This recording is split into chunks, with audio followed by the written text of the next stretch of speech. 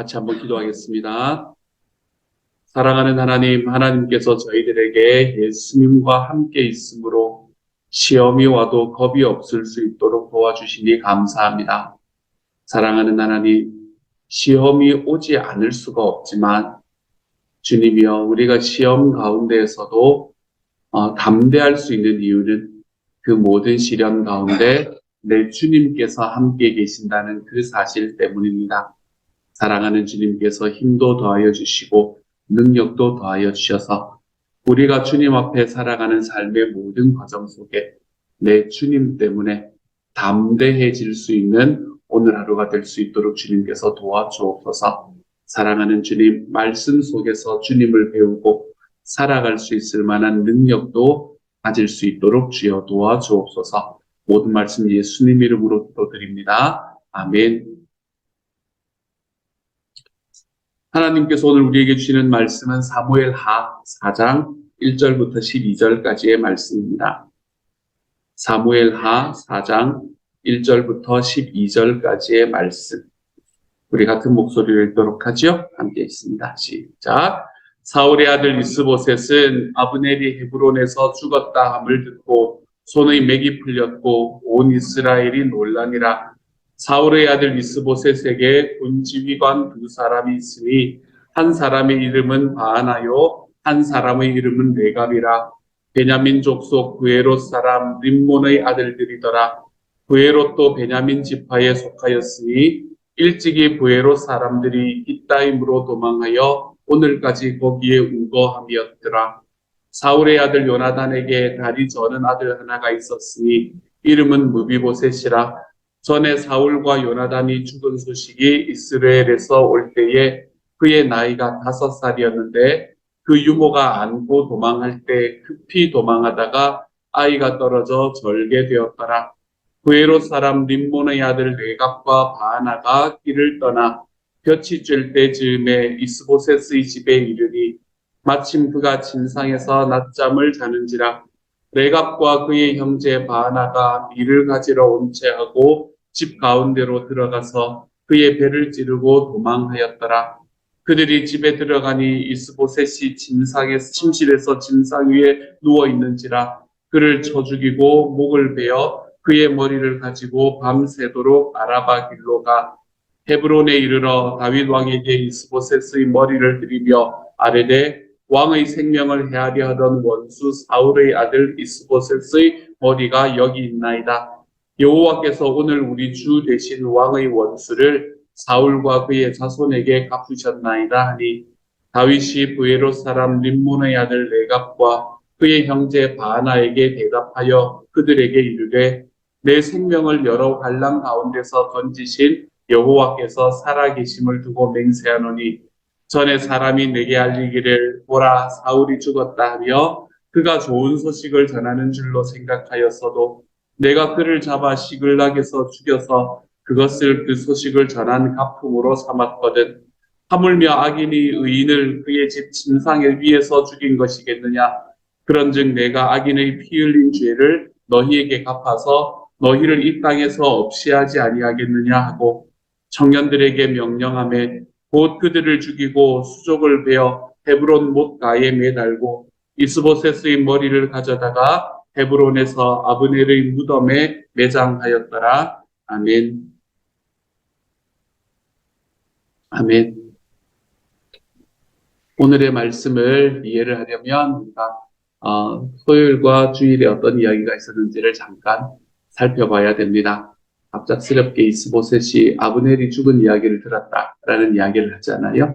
아브넬이라는 사람이 사실은 이때 당시에 북이스라엘의 가장 최고의 실권자였다라는 걸 우리는 지금까지 봐왔지 않습니까? 근데 그렇게 가장 최실권자였던 아브넬이 어떻게 죽었는가? 아브넬은 자기가 우리가 지난주 금요일 날 보았듯이 자기가 사울 왕이었던 사람의 그 첩과 이제 관계를 가지게 되었고, 그리고 이스보셋이 그것을 보고 한마디 했다가 본전도 못 찾은 이야기를 우리가 듣지 않았었습니까? 그렇죠? 그 과정에서 아브넬이 뭐라고 이야기를 했냐면, 내가 다윗에게 하나님께서 이야기하신 일을 이루게 하지 않으면 내가 성을 간다. 이런 말이었을 거예요. 그런 이야기들로 이스보셋에 나아가게 되었습니다. 이제 그리고 아브넬은 그것을 그냥 자기의 화가 났을 때 했던 말로 돌리지 않고 실제로 그 일을 행동에 옮기기 시작을 합니다. 그래서 다윗에게 찾아와서 무엇을 맺기 시작을 하나 하면 소위 평화협정을 맺기 시작합니다. 요즘 우리가 이야기하면 휴전인 셈이겠죠. 그렇죠? 휴전인데 어떤 휴전인가 하면 나라 두 개를 그냥 다 놔두고 하는 휴전은 아니었고요. 어쨌든 그곳에 북이스라엘에 있던 모든 사람들을 다 살려주는 조건으로 하는 그런 휴전을 진행을 하고 있었습니다. 그렇게 휴전이 진행이 되었고 다윗의 입장으로 보아서는 너무나 좋은 일이었지요. 그래서 그 휴전을 하고 이제 아브넬이 자기 나라로 돌아가는 중에 그런 과정 속에서 이제 다윗의 군대 장관이었던 요압이라는 사람이 그 전쟁에서 그 전쟁을 끝내고 돌아오게 됩니다. 북이스라엘에 아브넬이 있었다면 남유다에는 요압이 있었거든요. 이 두 사람이 이제 각각의 군대 장관이었습니다. 그리고 군대 장관이기도 하였지만 그때 당시의 지도자의 왕들의 골칫덩어리이기도 했던 사람들이기도 했습니다. 그리고 요압이 전쟁에서 돌아왔다가 아브넬이 왔다가 이제 돌아갔다라는 이야기를 듣게 되었습니다. 요압이 머리 끝까지 화가 난 거예요. 이게 자기하고 전혀 이야기도 하지 않고 이런 일이 벌어졌다는 걸 감당을 할 수가 없었습니다. 그래서 요압은 화가 머리 끝까지 나서 다윗에게 가서 크게 항의를 하고 그리고 다윗에게 한마디도 하지 않고 그 돌아가고 있는 아브넬을 쫓아가서 다시 유다로 데리고 온 후에 속여서 그를 데리고 온 후에 그를 죽여버립니다.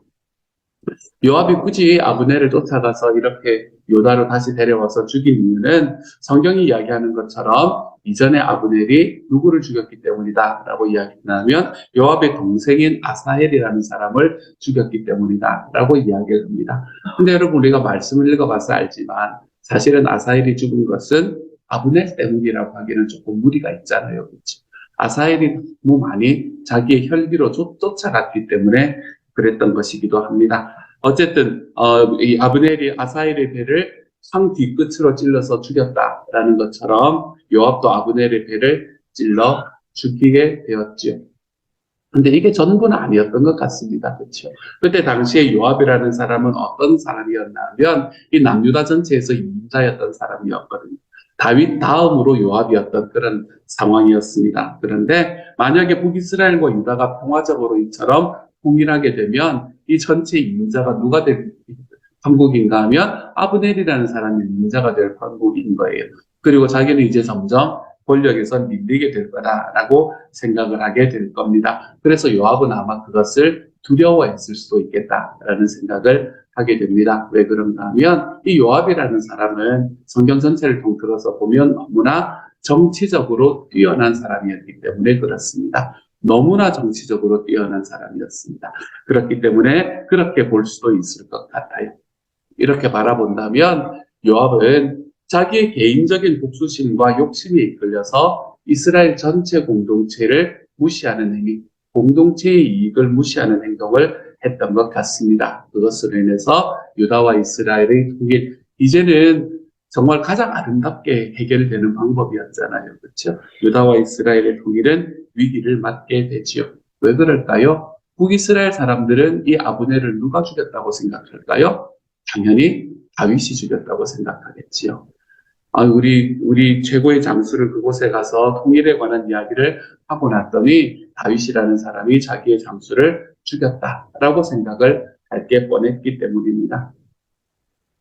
요즘 이건 지나간 이야기이긴 하지만 이 말씀을 보면서 제 마음속에 참 많이 들었던 것은 지금도 대의나 공동체 이익보다 개인의 사사로운 이익이 먼저인 사람들이 우리 주변에서 참 많이 보이는 것 같아요. 자기의 감정이나 욕심에 이끌려서 행동하는 사람들.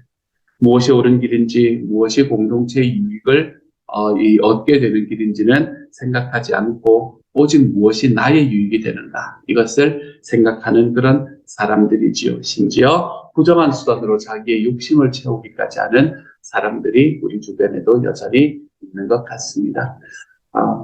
우리는 이런 자리에서는 좀 물러섰으면 좋겠다. 라는 생각이 이 요압이라는 사람을 보면서 제 마음속에 생각이 난 이야기입니다. 어쨌든 이제 그렇게 아브넬이라는 사람이 죽었고, 그리고 남북 간의 통일은 이제는 물 건너가 버렸고, 그런데 정말 감사하게도 다윗이라는 사람이 참 지혜로운 사람이었던 것 같아요. 이 아브넬이라는 사람의 죽음에 대해서 크게 울고, 그리고 자기가 힘이 없어서 그렇게 되었다, 자기가 약하게 되어서 그렇게 되었다라는 그런 애가를 부르고 난 이후에, 그리고 난 다음에 북이스라엘이 실제로 이 다윗이라는 사람이 그렇지 않았구나라는 것을 인정할 수 있는 곳까지 다윗은 어쨌든 자기의 지도력을 발휘해냅니다.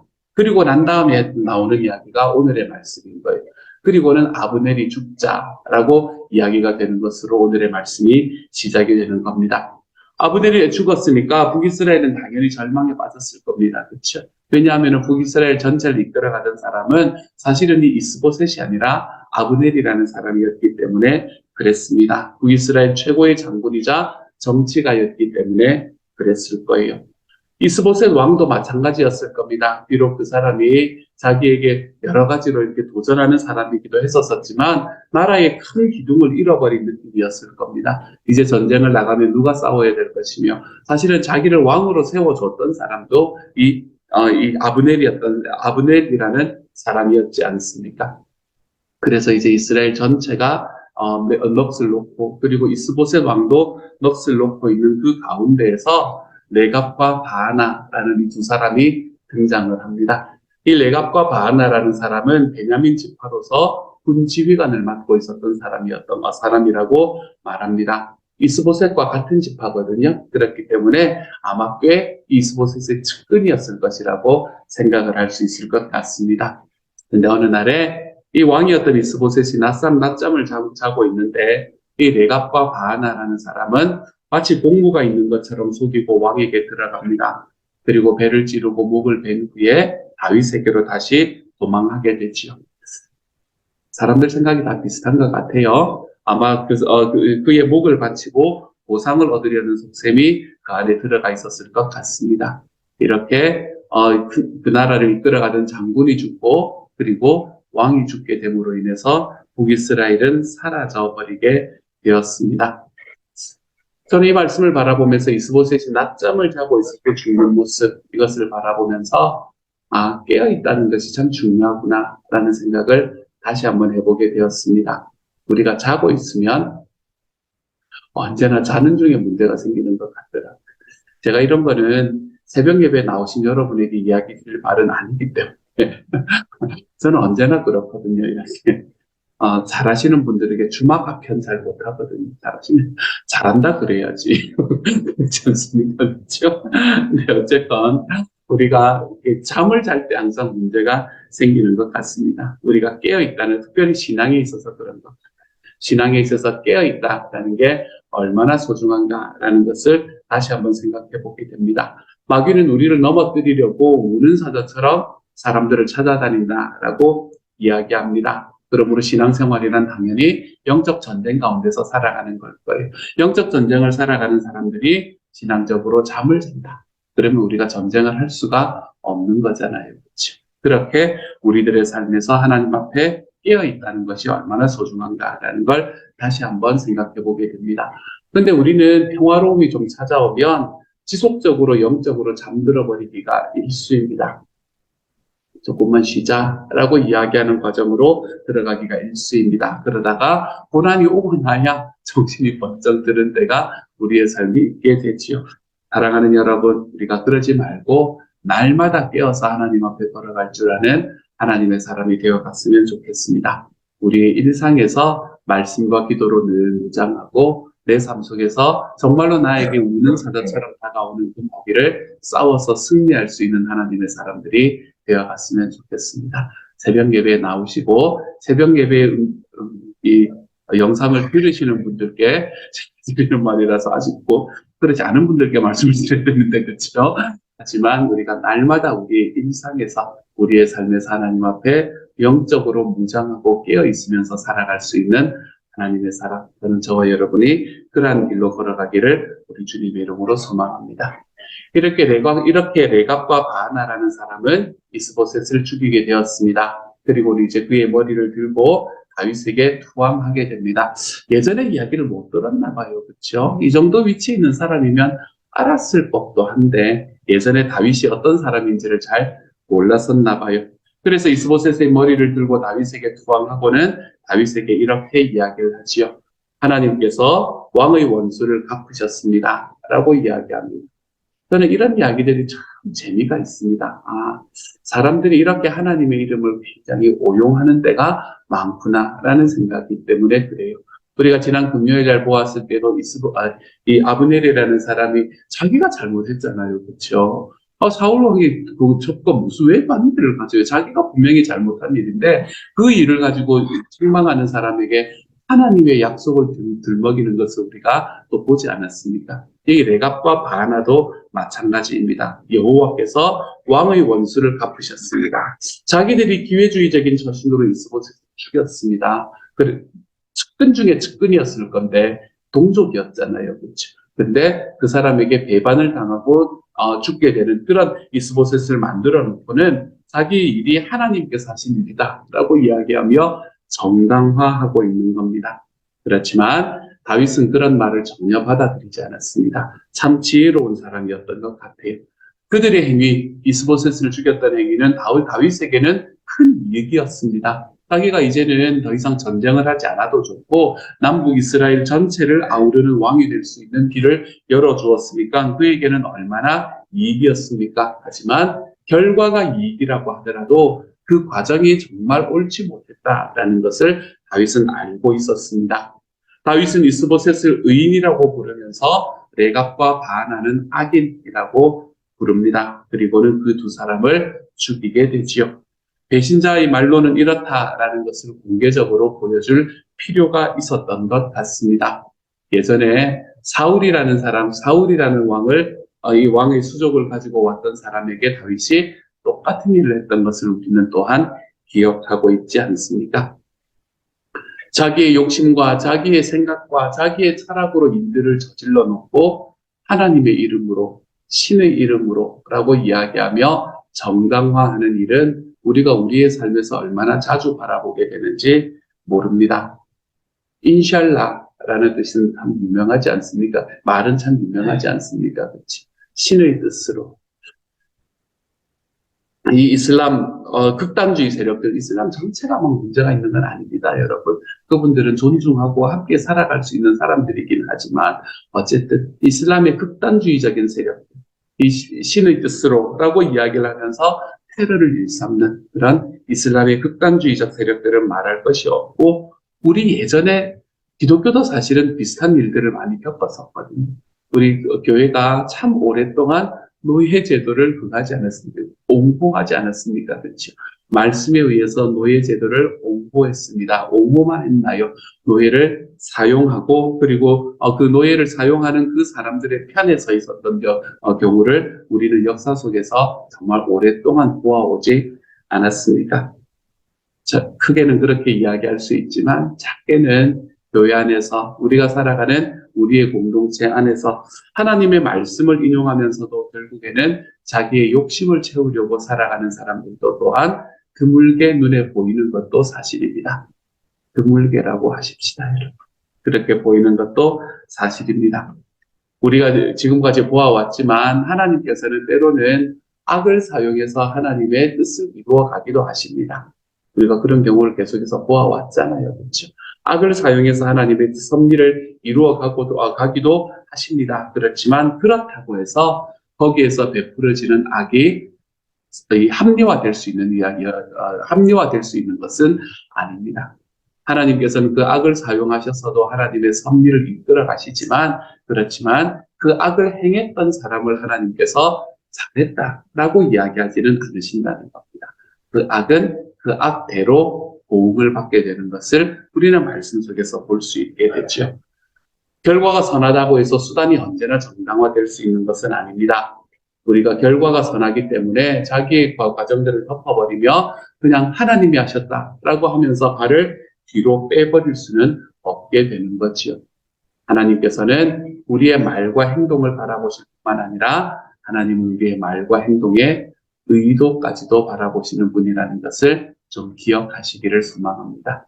하나님께서 우리의 의도를 보신다면 내가 하나님 앞에 행하는 모든 일들 속에서 그 일들의 현재의 결과와 그리고 현재 일어나는 그 행동과 일에만 우리의 관심을 가지는 것이 아니라 내가 이렇게 하는 의도가 무엇인가를 늘 돌아보며 하나님 앞에 자기를 좀 내려놓으며 살아가 볼 수 있는 하나님의 사람들이 되어 가시기를 소망합니다. 주님께서는 우리의 행동과 의도를 함께 보십니다.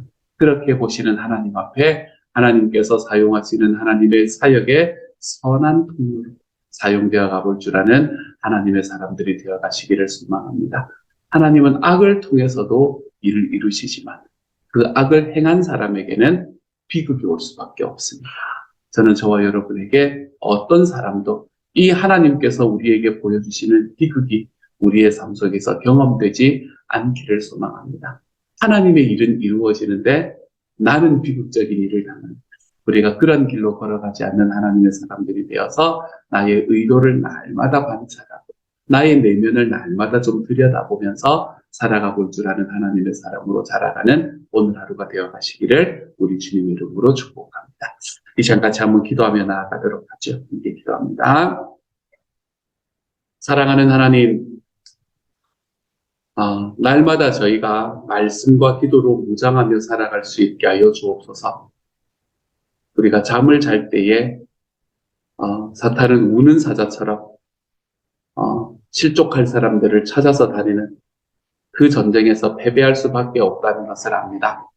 그러니 하나님, 언제나 깨어 있을 수 있는 하나님의 사람이 될 수 있도록 주님께서 도우시고 인도하여 주옵소서. 사랑하는 하나님, 우리가 살아가는 삶 속에서 하나님은 우리의 행동과 말뿐만이 아니라 우리의 의도까지도 바라보신다는 것을 다시 한번 봅니다. 나에게 유익이 된다는 이야기를 하나님의 이름으로 합리화하며 살아가지 않도록 하나님께서 도와주십시오. 주님의 통로가 되되 주님의 선한 통로가 되어갈 수 있는 하나님의 사람이 되도록 주님 도와 주옵소서. 모든 말씀 우리 주님 예수님 이름으로 기도드립니다. 아멘. 하늘에 계신 우리 아버지여, 이름이 거룩히 여김을 받으시오며 나라 임하옵시며 뜻이 하늘에서 이룬 것 같이 땅에서도 이루어지이다. 오늘날 우리에게 일용할 양식을 주옵시고 우리가 우리에게 죄 지은 자를 사하여 준 것 같이 우리 죄를 사하여 주옵시고 우리를 시험에 들게 하지 마옵시고 다만 악에서 구하옵소서. 대개 나라와 권세와 영광이 아버지께 영원히 있사옵나이다. 아멘.